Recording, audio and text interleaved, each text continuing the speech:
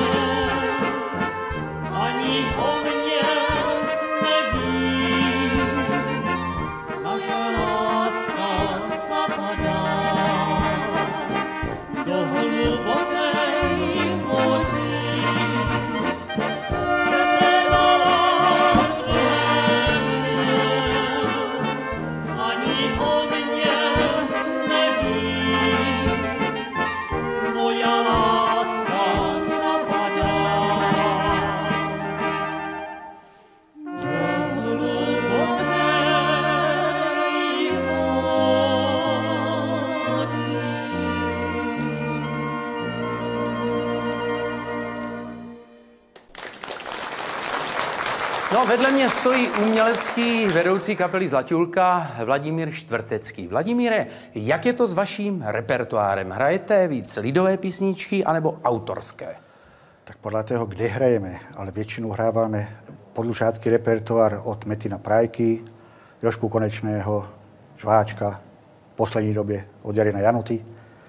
A potom, keď už je trošku neskůrej, tak už to jde na ty lidové. Já o vás vím, že jste jedna z kapel, která dovede hrát jakékoliv hody, jestli na Podluží nebo na Hanáckém Slovácku, že znáte všechny ty vrtěné a verbuňky. Ono to není jednoduché, mám pravdu? A tak určitě jich všechny nepoznáme, ale zase možná, že víc jak ostatné kapely, ale všechny ne. A keď si zebeš hrát hody na Podluží, to je škola, už keď hrajeme někde jinde, už nám to jde ľahké hrát. Ano, takže největší škola je hrát hody na Podluží. Tam jsou nejčaší. Ano, tam jsou nejtěžší a nejdelší. No, 3 dní.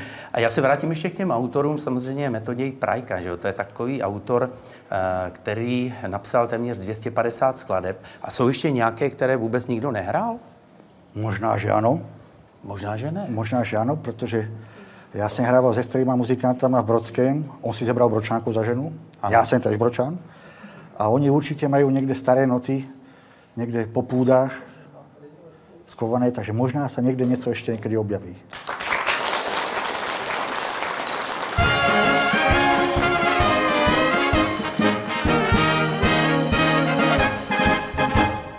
Šla jsem jednu večer na půsku s kamarádkou.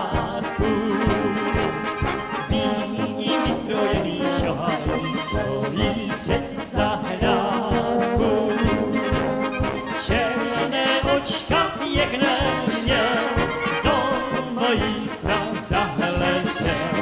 Řekl, že tak pěkné mladé dívča prý neviděl. Černé očka pěkné měl, do mojí se zahleděl. Řekl, že tak pěkné mladé dívča prý neviděl.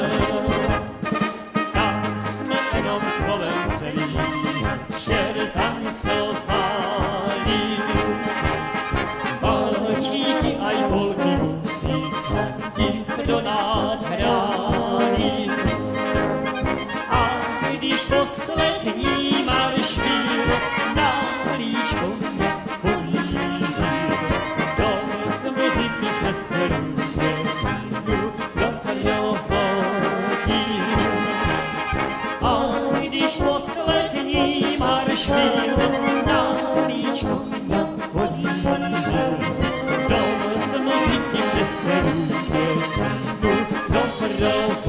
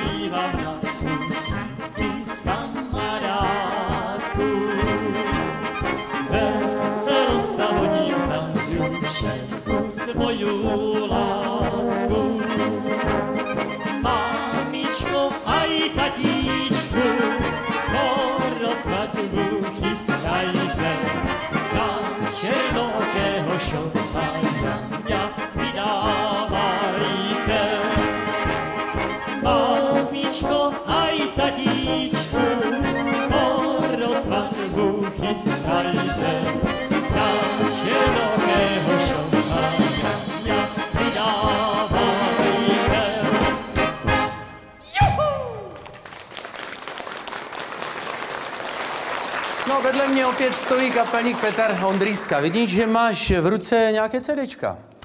Ano, rád bych představil, po dobu 20 let jsme nahráli pouze 3 CDčka. To první bylo jenom také pokusní, co vlastně z toho vyleze, ale rád bych ukázal divákům tady toto CDčko k výročí založení Zlatulky. No, tak pěkná nabídka. No, ale teď něco o kapele. Kapela je ryze amatérská? V kapele máme sice nějaké vystudované muzikanty, ale hrajeme jako amatéři, protože každý z kluků v kapeli má ještě své zaměstnání. A mně se líbí zpěváci. Zpěváci, ano. Jara Snopek a Jana Janošková. Zpívají bezvadně. Zpívají s náma hodně dlouho už a jsem rád, že jich máme. Co tak cesty do zahraničí? Tak cesty byly samozřejmě nějaké, ale my si zakládáme na tom, že chceme bavit lidi tady v okolí, v Čechách, na Moravě a hlavně tady v regionu Podluží.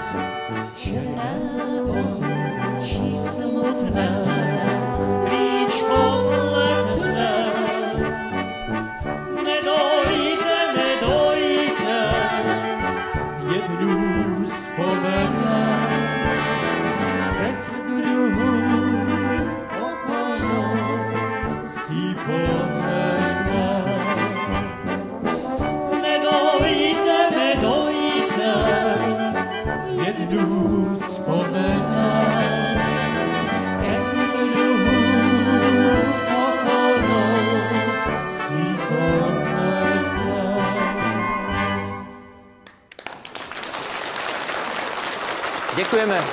Přátelé, víte, proč mám náš pořad rád? Mám ho rád proto, protože se tady objevují kapely, které nejsou známé, které nikdy nehrály, co se týče televize. A jsou to přesto bezvadní muzikanti, bezvadné kapely a hrají ve svých regionech. Tak jako třeba Zlatulka na Hodonínsku, na Břeclavsku a na Brněnsku. A jsme rádi, že je můžeme prezentovat na obrazovkách České televize. Ale už se nám pomalu blíží konec. A Zlatulka nám zařadila takovou směs melodií, abyste si každý vybrali nějakou tu svoji a doufáme, že si tu svoji se Zlatulkou zaspíváte. A když bude nějaká mezihra, tak si vzpomeňte, že s písničkou jde všechno líp!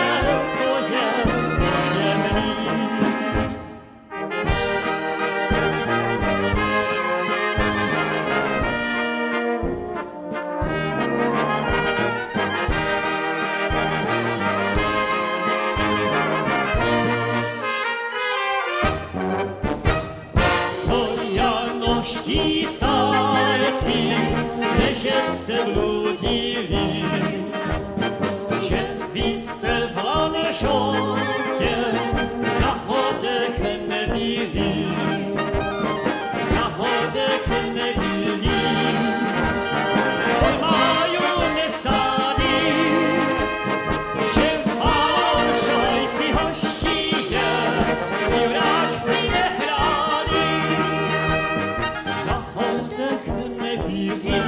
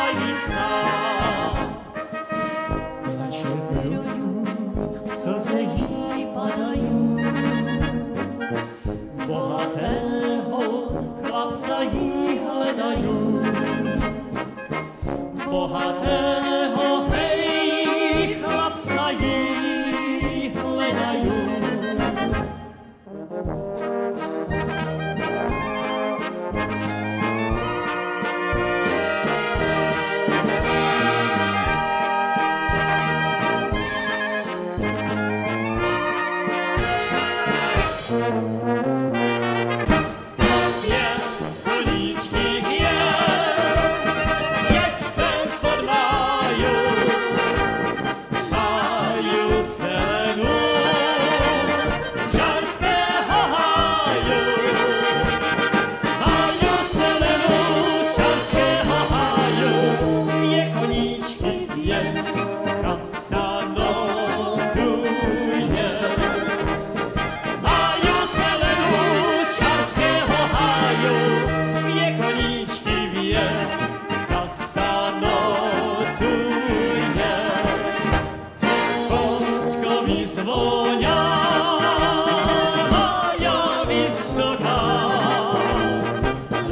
Lišovský stáne. Hoši